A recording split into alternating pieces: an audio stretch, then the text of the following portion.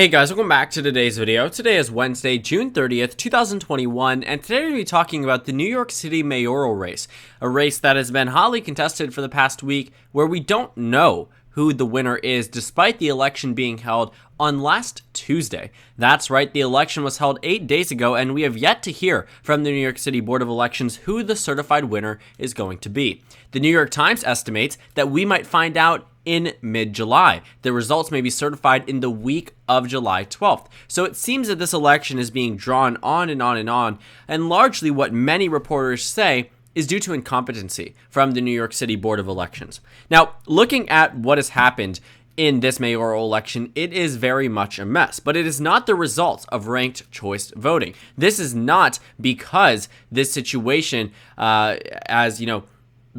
this is not because of the election system they have chosen, but rather the way that they have worked the election, the way that they have counted the votes, the way that they had made clear errors to a point where at some time in the New York City mayoral race, they added in over 130,000 votes that were test ballots, that were completely non-counting, that never should have counted, and it was just now caught. So what happened in New York City was on the Board of Elections, not on ranked choice voting. Ranked choice voting has been working well in other regions of the country, most notably in Maine, where they used it during the 2020 election season. In 2022, we expect it to be employed in the state of Alaska, which just passed it back in 2020. So ranked choice voting, while itself seems to open up avenues for, yes, future tabulations, more and more counting, but it doesn't necessarily to explain what's happening in New York City. And in fact, this cannot be put on ranked choice voting. This is simply the fault of the election board.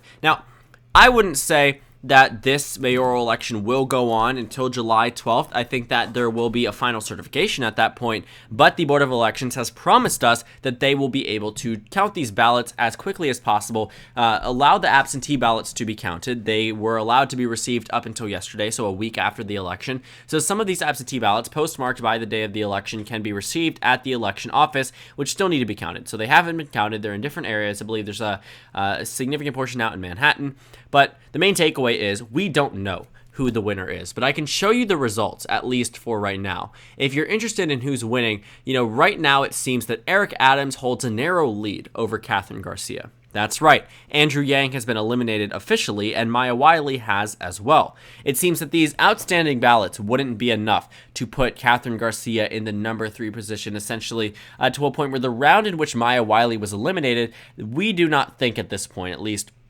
people who are experts about this race, estimations, pundits, etc. I've read a pretty good amount of content about this, just wondering, is there a possibility? Does Wiley overtake Garcia? And it seems that all signs are currently pointing to no.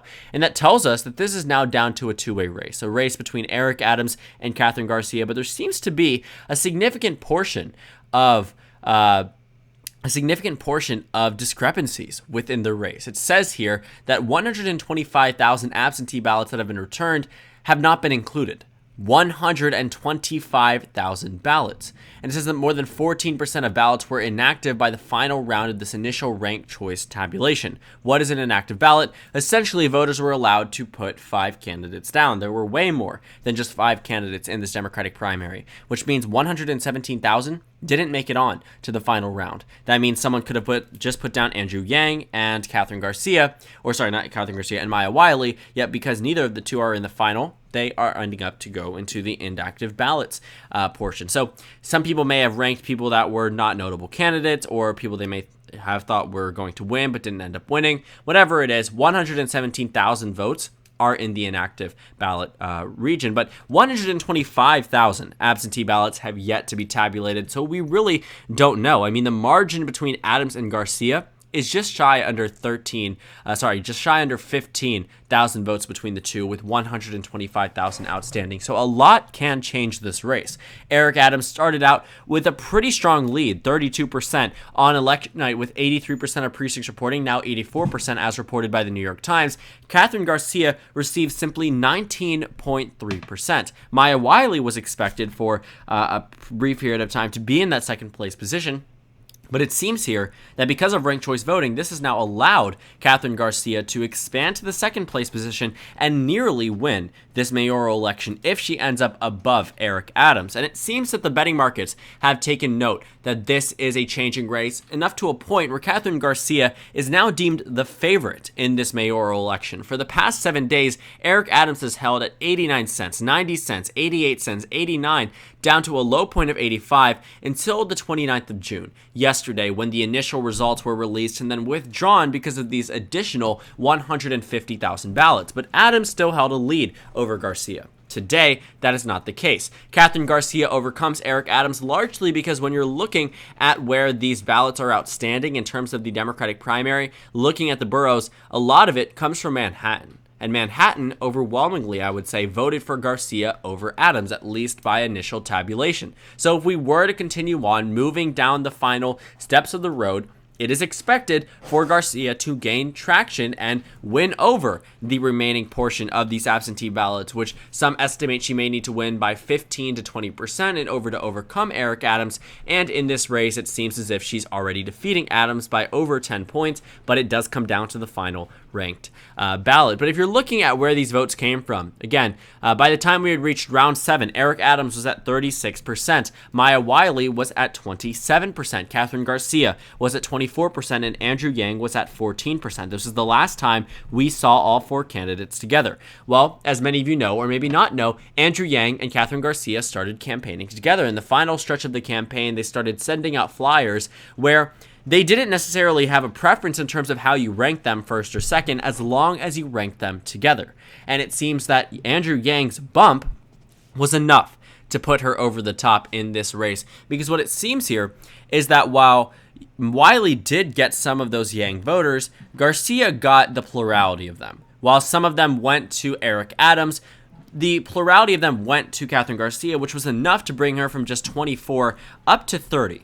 And Wiley went from, 27 up to 30 as well, but 29.5 versus 29.6 is a pretty big difference. And sorry, not a pretty big difference, is a difference enough that you can declare Kathryn Garcia moving on to the next round. But it was exceptionally close. But one person wasn't within that exceptionally close region, and that was Eric Adams at 41%. So essentially, these two were facing off against someone who already had a 10-point plus advantage over both of them. But in the final stretch, it seems a very significant portion of Maya Wiley's ballots went to Kathryn Garcia. And now we're at 51.1 to 48.9. A difference of what? 2.1%, 2.2%. Not significant at all. And it's just quite fascinating that we're at this point where the election has gotten so close that these 125,000 outstanding ballots truly could determine the difference between who the next mayor of New York City is. So if you're wondering how Yang got eliminated, only received 14% of the vote by the time we reached round 7. Round 8, Wiley was eliminated, and then now, we don't know.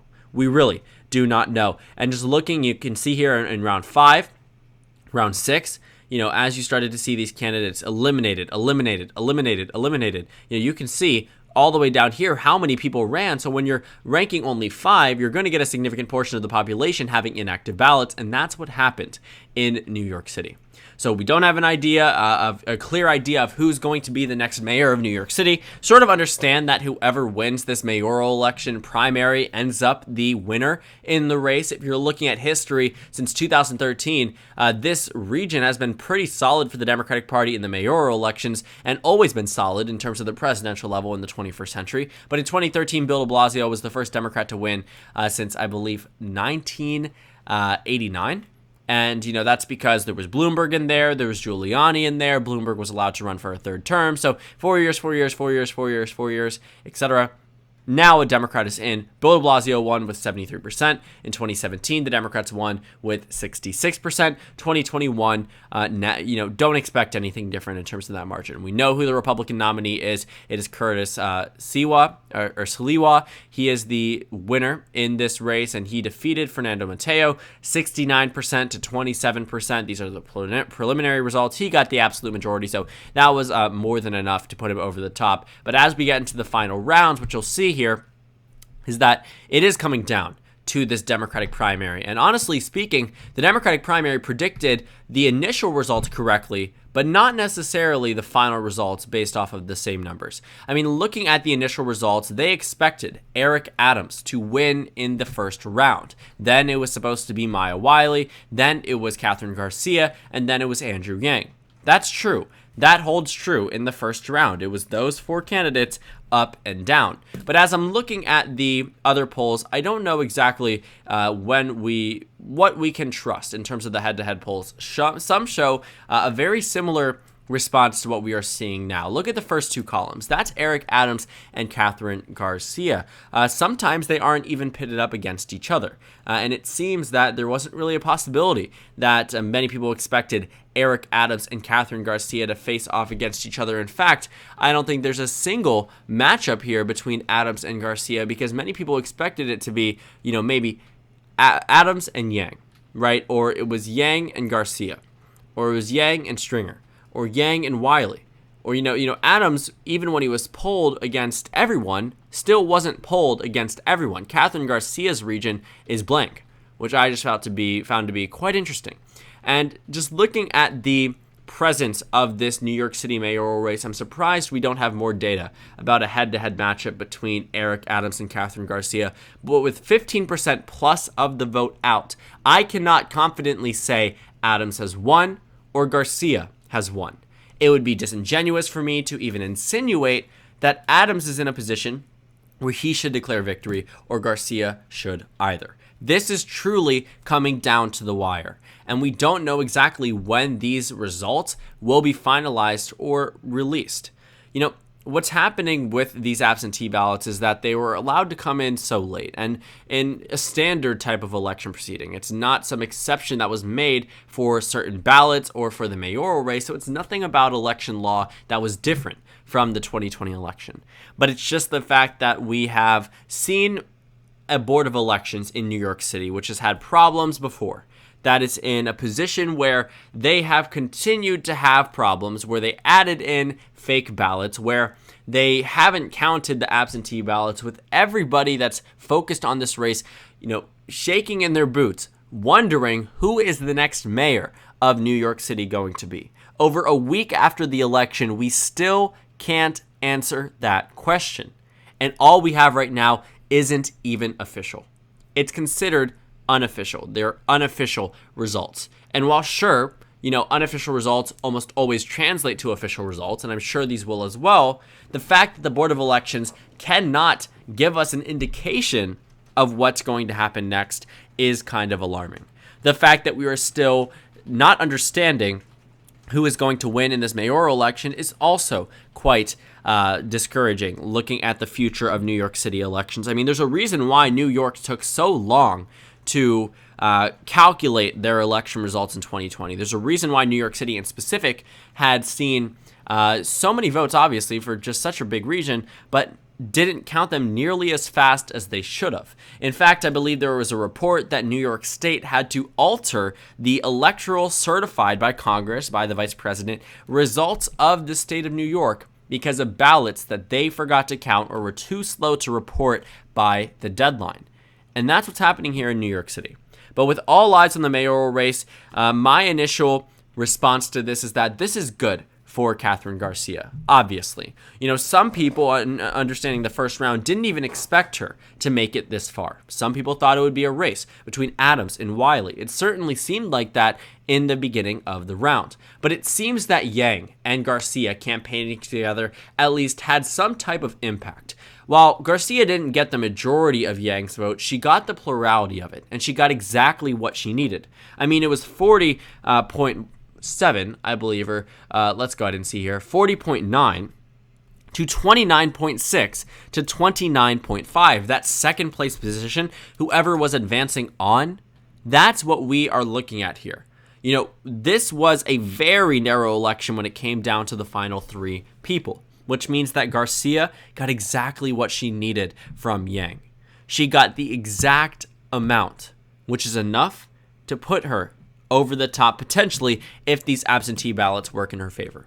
Because looking at the results by borough, what you might notice is that in the Bronx, Eric Adams wins. In Queens, Eric Adams wins. In Brooklyn, Eric Adams wins. And in Staten Island, Eric Adams wins as well. But there's reports coming out that a lot of these absentee ballots here are coming from Manhattan, the only region of the city, the only borough in which Catherine Garcia won.